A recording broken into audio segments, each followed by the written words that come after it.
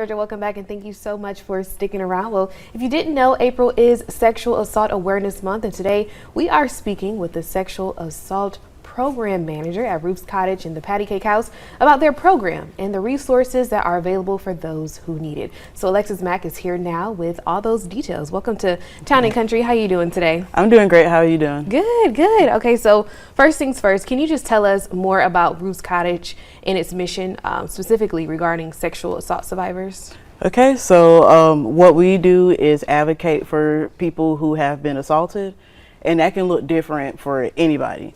A lot of times we may accompany them to the hospital for a SANE exam to make sure everything's okay and to help them collect evidence in case they want to pursue prosecution. And then just focusing on healing afterwards. So if they need help with counseling, if they need to get their health checked up on, anything that we can do to forward the healing process after an assault. Okay, now talk to me a little bit about the some common misconceptions about sexual assault that you've encountered at work. Well, a lot of times men think that they can't call us. They think it's just something that only happens to women, and they may have feelings of shame. They may feel too embarrassed and think that there'll be a stigma even if they call us. Yeah. We also have a pretty big issue about people thinking that it's only strangers that assault people, when the stats show that it's more likely to be an acquaintance or somebody to know will be the first perpetrator. Okay, so how does Ruth's Cottage ensure the safety and confidentiality of its clients? So when clients come to us, we make sure that they know up front that their information is confidential, and we don't speak to anybody on their behalf without their permission. Okay, now can you explain the difference between sexual assault and other forms of domestic violence and how each is addressed through Ruth's Cottage?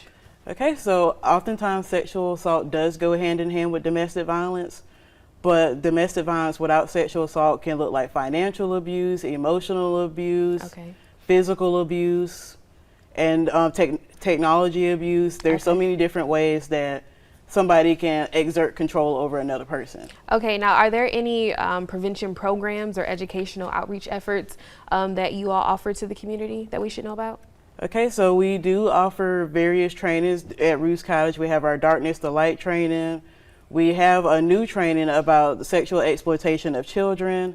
We do offer free classes to the community. We also have support groups. We have one for domestic violence called Here Group, and then we have a sexual assault support group called SAS. And those happen once a month and are able for anybody to come in the community. Now, do you have any programs for those on the other side that aren't victims of sexual assault but just want to be a helping hand to the community? Not at the moment. We do take volunteers and interns, but as far as public programs, not yet. The sexual assault program is still sort of new, so it's still developing at the moment. Okay, so can you just speak to our viewers, someone who's watching and they want to get involved with Ruth's Cottage, whether it be volunteering or if they or someone that they know is experiencing any sexual assault, how can they get in touch with you? Well, we do have a volunteer orientation once a month. If they want to find information, they can go to our website and check out our calendar. And once they go through the volunteer orientation, they'll meet with our director and then figure out which path they want to take.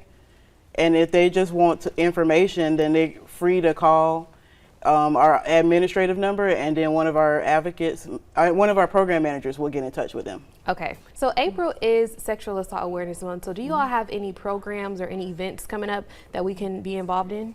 Yes, we have our What Were You Wearing clothing event. So what we have is 3 doors, and we have clothes displayed on them. And they have different survivor stories to let people know it doesn't matter what somebody was wearing. It's to avoid the blaming of the victim. And then we also have a yoga session that people can sign up for. We do have a limited space for it, but it'll be on our Facebook page soon. And it'll be closer to the end of the month. And then we also have our Wear Teal Day, which will be on the 25th. So just wearing teal because that is the official sexual assault color.